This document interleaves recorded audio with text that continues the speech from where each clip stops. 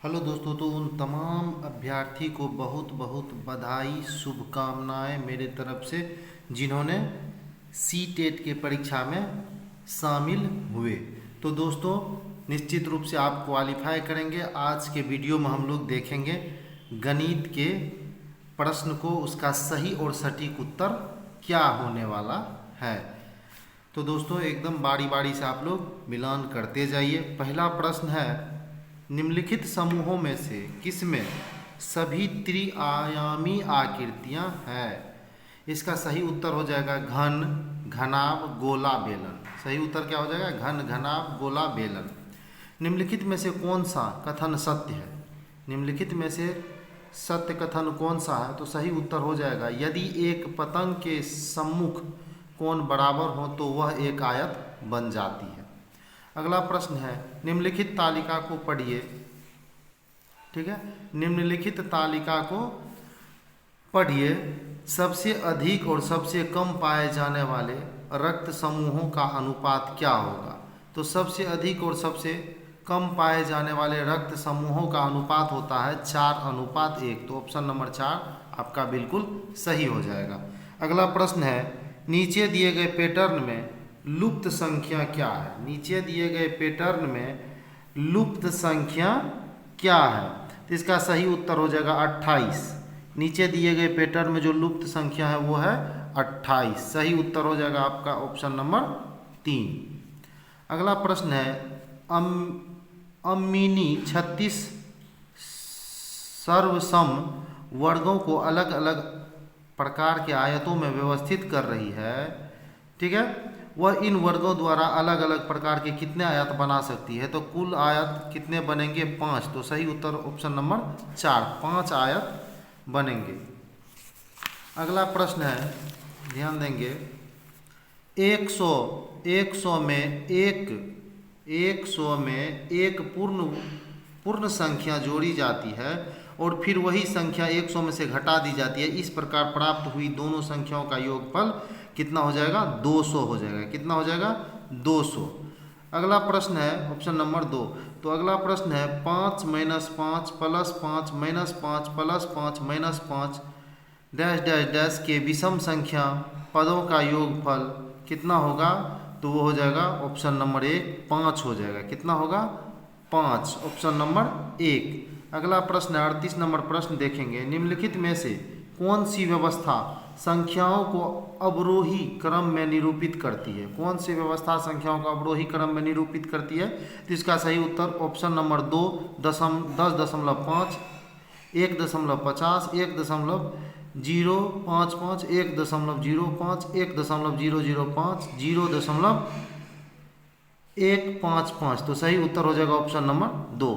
अगला प्रश्न है, निम्नलिखित में कौन सा 3630 का एक गुणनखंड नहीं है? पूछ रहा है कौन सा 3630 का एक गुणनखंड नहीं है? तो वो हो जाएगा कौन सा? ऑप्शन नंबर 1, 9 3630 का एक गुणनखंड नहीं है। अगला प्रश्न है 40 नंबर, 100 लाख को निम्नलिखित रूप में भी जाना जाता है। 100 लाख को निम्नलिखित रूप में भी जाना जाता है। तो सही उत्तर हो जाएगा ऑप्शन नंबर 4, 1 करोड़। सही उत्तर हो जाएगा ऑप्शन नंबर 4, 1 करोड़। दोस्तों, बहुत तीव्र गति से फटाफट मैं आपको मैथ के सारे प्रश्न का सही उत्तर बता दे रहा हूँ। आप मिलान कर लें।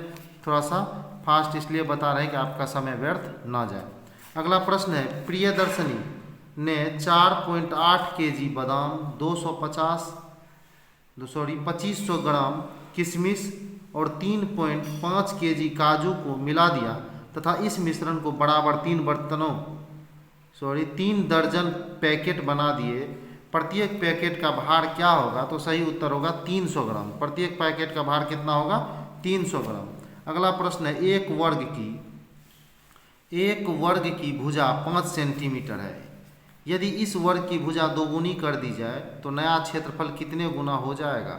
तो नया क्षेत्रफल जो है वो 4 गुना हो जाएगा। नया क्षेत्रफल कितना गुना हो जाएगा? 4 गुना हो जाएगा। अगला प्रश्न है, बढ़ते क्रम में भिन्नों के समूह का चयन कीजिए। तो सही उत्तर हो जाएगा 1/4, 1/3, 1/2, ऑप्शन नंबर 2। अगला प्रश्न है, संगीता एक साबुन खरीदना चाहती है जिसका मूल्य 10 है।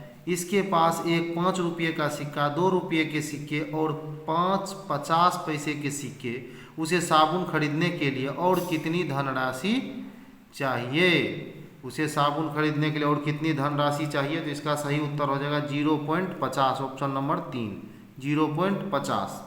अगला प्रश्न है, रूबीना ने कार से 16:50 रूबीना ने कार से 16:50 बजे अपनी यात्रा शुरू की। उसी दिन 21:15 बजे समाप्त की। यात्रा पूरा करने में लिया गया समय, तो सही उत्तर हो जाएगा 4 घंटे 25 मिनट। सही उत्तर हो जाएगा 4 घंटे 25 मिनट। अगला प्रश्न देखते हैं हम लोग दोस्तों, प्रश्न संख्या 46। प्रश्न संख्या 46, 10 मिनट में आपका पूरा मैथ का सटीक और सही उत्तर आपके पास पहुंच जाने वाला है। 46, बच्चे में गणितीय अभिरुचि को विकसित करने के लिए एक अध्यापिका निम्नलिखित गतिविधियां अपनी कक्षा में करवाती है। इसमें से वह चुनिए जो उसके उद्देश्य को पूरा करने में प्रभावी नहीं है। तो सही उत्तर हो जाएगा ऑप्शन नंबर 2, वह हमेशा उस विद्यार्थी की प्रशंसा करती है जो कक्षा में सत्रांत परीक्षा में सबसे अधिक अंक प्राप्त करती है। तो सही उत्तर ऑप्शन नंबर 2। 47 नंबर प्रश्न देखते हैं, निम्नलिखित में से कौन सा कथन गणित की प्रकृति के बारे में सबसे उपयुक्त है? तो सही उत्तर इसका हो जाएगा ऑप्शन नंबर 2, ए, बी और सी। ए भी सही हो जाएगा, बी भी सही हो जाएगा और सी भी सही हो जाएगा। यानी वह बच्चे के सृजनात्मक बनाने में सहायता करता है, वह बच्चे की कल्पना को पोषित करने में सहायता करता है, यह निगमनात्मक विवेचन तर्क पर आधारित है। तो ऑप्शन नंबर हो जाएगा ये 2 नंबर, ए, बी और सी तीनों सही हो जाएगा। अगला प्रश्न हम लोग 48 नंबर देखते हैं। 48 नंबर में कहा गया, निम्नलिखित में से किसने गणितीय खगोल विज्ञान के क्षेत्र में काम किया? तो सही उत्तर हो जाएगा आर्यभट्ट ने। सही उत्तर हो जाएगा आर्यभट्ट ने। अगला प्रश्न है, निम्नलिखित में से कौन सी परिस्थितियां यह दर्शाती है कि बच्चे ज्ञान का निर्माण स्वयं कर रहे हैं? तो इसका सही उत्तर हो जाएगा ऑप्शन नंबर 4, बच्चे, यही सही होगा। बच्चों को हस्तकौशल सामग्री जैसे संख्याओं के ग्रिड, आयताकार सारणियों में व्यवस्थित गिट्टियाँ दी गई है और वे इनका प्रयोग कर गुणन के पैटर्न खोज रहे हैं। तो ऑप्शन नंबर 4 सही हो जाएगा। अगला प्रश्न है, एक सब्जी बेचने वाला पालक ₹50 प्रति केजी बेच रहा था। सोनू ने 350 ग्राम पालक लिया, जिसके लिए सब्जी बेचने वाले ने सोनू को 21 रुपया 6 + 6 + 6 + 3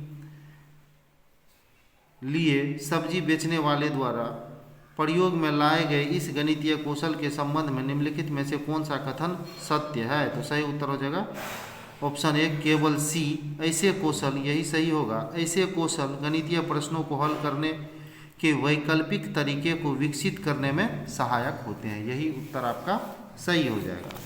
अगला प्रश्न है 51 नंबर, निम्नलिखित कथनों में से कौन सा सही है? तो इसका सही उत्तर हो जाएगा ऑप्शन नंबर 1, विद्यार्थियों की त्रुटि। यही उत्तर सही होगा। विद्यार्थियों की त्रुटियों को अनदेखा कर देना चाहिए, क्योंकि त्रुटियों की ओर इशारा उनको प्रेरणाहीन करेगा। त्रुटियों की तरफ इशारा करना उनको क्या करेगा? प्रेरणाहीन करेगा। 52 नंबर प्रश्न देखिए, आकलन के बारे में निम्नलिखित में से कौन सा कथन सही नहीं है? आकलन के बारे में कौन सा कथन सही नहीं है? तो इसका सही उत्तर हो जाएगा ऑप्शन नंबर 4, सही उत्तर हो जाएगा ऑप्शन नंबर 4 सही है। मानदंड संदर्भित आकलन नए दैनिक परीक्षण और उपचारात्मक शिक्षण में उपयोगी है। तो सही उत्तर हो जाएगा ऑप्शन नंबर 4। अगला प्रश्न देखते हैं, गणितीय अधिगम सामग्री। गणितीय अधिगम सामग्री, ठीक है, गणितीय अधिगम सामग्री।